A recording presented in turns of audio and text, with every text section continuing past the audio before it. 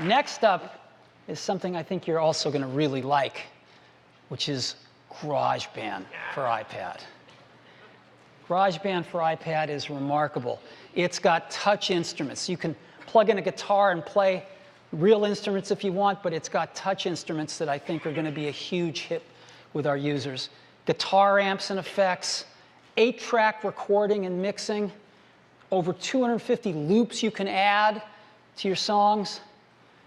You can email files around of your song to anybody, and it's compatible with the Mac version. So if you want to start something on your iPad and finish it on the Mac, no problem. So to give us a demo of GarageBand on iPad, I'd like to invite Xander Soren, who's our Director of Music Marketing, to do that right now. Xander, all yours. Morning. Just thrilled to be able to show you GarageBand running on an iPad. This is really cool. So let's go ahead and bring up our new iPad2 here, and I'll launch GarageBand. And the first thing you see is an instrument browser. So these are all the touch instruments Steve just mentioned. And you can just swipe to tap through them, and it's incredible. They turn the iPad itself into a musical instrument that you can play wherever you go. And I'll go ahead and bring up a keyboard to start showing this off. And you can see this beautiful grand piano comes up and it fills the display. And the keyboard's not just a grand piano. I can tap on that icon right in the middle there, and you can see all the sounds that are built in. There are organs, electric piano, clavinet. Look at this, a whole bunch of great synthesizers that are really, really fun to play. But let's stick with that piano for now. And the GarageBand piano shares a lot of the qualities of a real grand piano. Of course, we see a bunch of black and white keys, and we can just tap right on the iPad's display to play them. Right? But a real piano also has a sustain pedal. And without a sustain pedal, when you tap on a note or play a note and then let go, it stops sounding. So we have this button here that we can tap and hold whenever we need sustain, or we can even slide and lock that into position. And now sustain is just on and ringing all the time, which is cool. Now, another important quality of a real piano is that you can play a piano with dynamics. So what does that mean? It means that a note sounds different when you tap it soft or when you strike it really hard. And the GarageBand keyboard does that too. So look at this. I'll go ahead and play a passage fairly soft.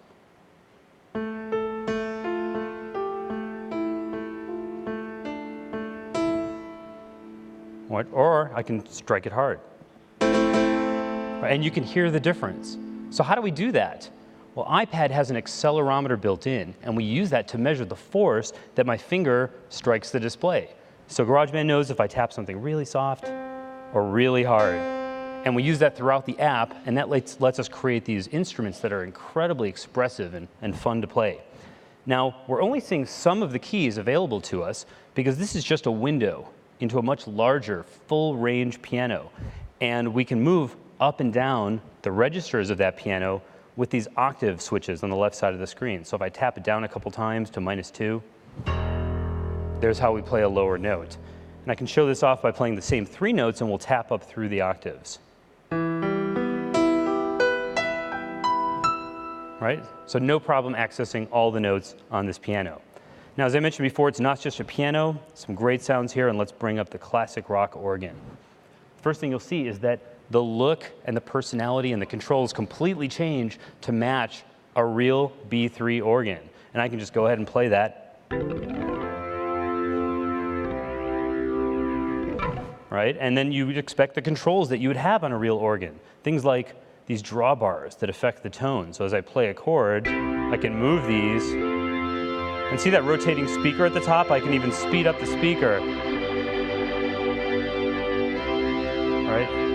Just incredibly realistic, and we built all those controls into the instruments because they're important.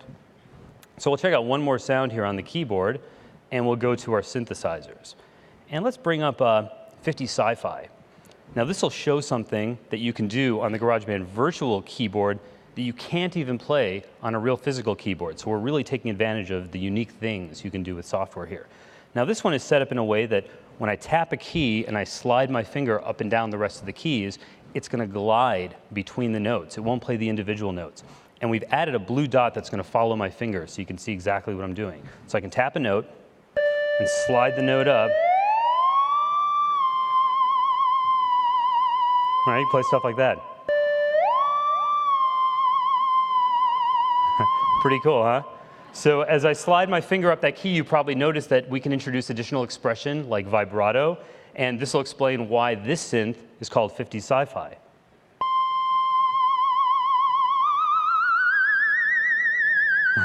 They're coming. So super fun, really realistic, and a lot of things we can do in software that you can't do in the real world. And if I go back to the touch instrument browser, just to remind you, all that is just one instrument. That was the keyboard, and we have all these touch instruments built in. We won't have time to show them all, but let's take a look at a couple more. How about some drums? So GarageBand will put you behind the seat of a virtual drum kit, and you can just bash away on your iPad, right? And just like the keyboards, it knows if I tap soft or hard, right? And there's different parts of the drum, plays different sounds, which is cool. And then I can even tap the edge of the ride cymbal to show that the position, as I move closer to the bell, you get a different sound, and I'll alternate between the two. Right, or the left and right side of the hi-hat to play open and close patterns. So really, really fun, and if you want, you can just run your finger in a circle and make a lot of noise. Another great feature of these drums is that your kids can play them with headphones on. So guitar amp. This is great. Guitarists are going to love this. You can plug right into your iPad and play through classic amps and stompbox effects. They look and sound just like the originals. But you know, there are a lot more people out there who don't play guitar or don't play any instrument at all. And we really wanted GarageBand for iPad to be fun for everyone. So we designed a special kind of touch instrument that we call smart instruments. Now, these smart instruments are designed for you to be able to have fun, be musical, even if you've never played a note in your life. And we have smart guitars, smart keyboards, smart bass, smart drums. But let's bring up the smart guitar and show you what it does. So here you can see an acoustic guitar, but one that everybody can play. We have some chords along the middle there, and we've pre-picked all those chords, and we know that they work together, so we do that for you. You don't need to know anything about music. You just take your finger, pick a chord, and then just strum your iPad. Right? They all sound good together. Right? Campfires will never be the same. And we can go and even play individual, we can tap individual notes and do finger picking.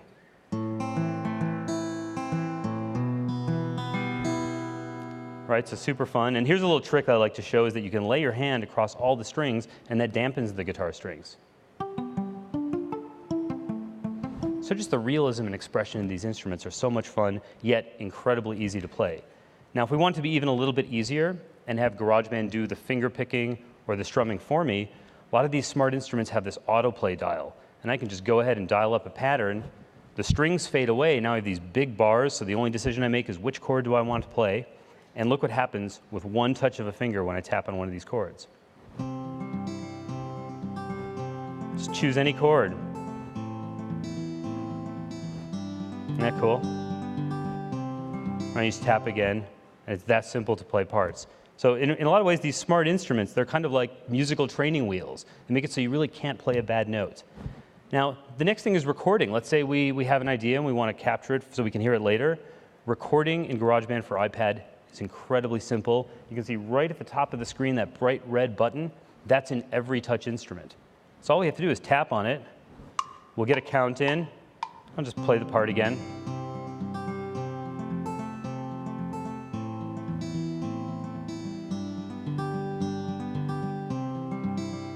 Right, you can see that now in the music timeline up here, we can see the area in green that shows me where my recording has gone. And I can go ahead and play it back. Sounds just like I played it. So you can tell, really easy to do a recording. But you know, once you've laid down one recording, that's actually the first step to writing a song. And to write a song, you need more than one track because you're going to be combining different instruments together. And that's where the tracks view comes in. So right above the ruler, we have this little tracks button.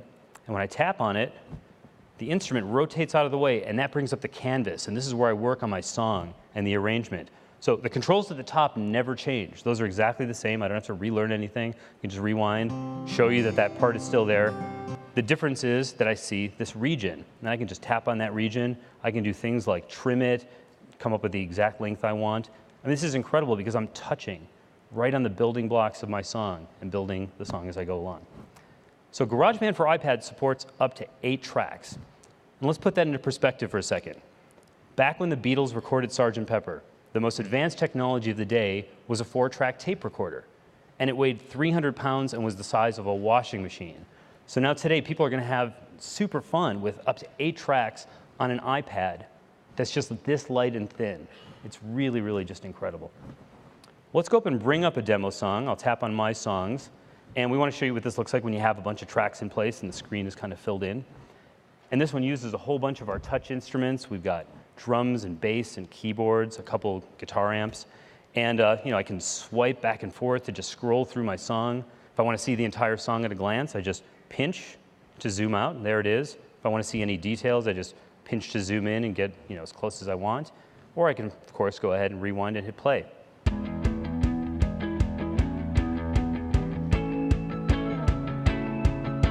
And here's something really cool. I can swipe over the track icons and look what happens. I get a mixing board. So now I can go in and fine-tune the levels of my track, get everything just right. I can solo a track. There's one of our smart guitars strumming along with the track, and it's a little quiet, so let's bring up the volume so you can hear it. The smart guitar, back it off. Bring the rest of the instruments back.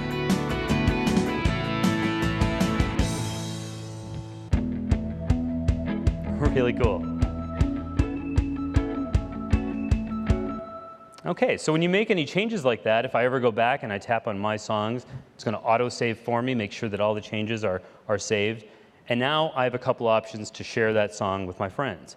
I can tap on Export, and it's going to render an AAC file of the song to make it sound great and be really easy to share. I can email it right from within GarageBand, just type a little note and tell my friends to check out my new mix, or I can send it to my iTunes library. So the next time I connect my iPad to my Mac or my PC, I can move it right over and add it to my iTunes library. So that's just a quick look at GarageBand for iPad. It turns your iPad into a complete recording studio and a collection of these incredible touch instruments. And we just can't wait to hear all the creative things that people are going to do once they get this in their hands. Thank you. Thanks, Steve.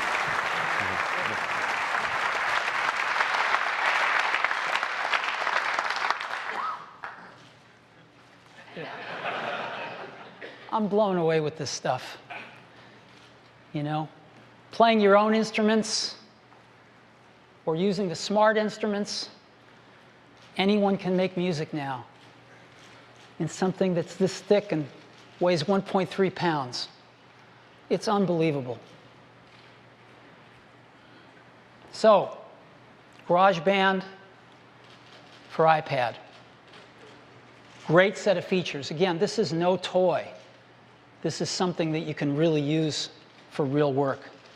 This is something that I cannot tell you how many hours teenagers are going to spend making music with this and teaching themselves about music with this. GarageBand for iPad, $4.99. It'll be on the App Store on March 11th. So, iPad2, an amazing product. Fast